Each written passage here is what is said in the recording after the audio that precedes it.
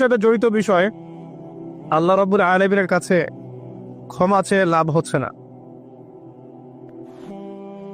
যেটা মানুষের সাথে জড়িত বিষয় সেটা আল্লাহর কাছে ক্ষমা চেয়ে লাভ হচ্ছে না।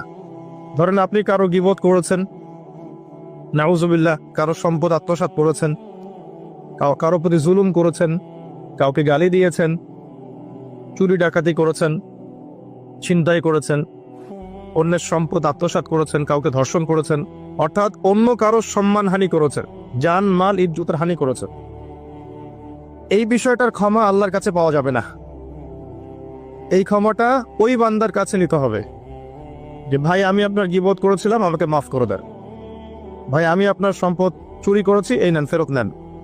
ভাই আমি তোমার জমি আত্মসাৎ করেছি, এটা তোমার, তুমি নিয়ে নাও। ভাই আমি তোমার কাছে টাকা ধার নিয়েছিলাম, দেইনি, এই যে দিয়ে দিলাম, শোধ। প্রতিটা বিষয় যেটা মানুষের সাথে জড়িত, হাক্কুল ইবাদ, এটা আল্লাহর কাছে ক্ষমা হবে না। এটা তার কাছেই ক্ষমা নিতে হবে, এবং এটা খুব কঠিন বিষয়। এর জন্য একটা কলবুন সালিম দরকার হয়, মানে সৎ মনের দরকার হয়।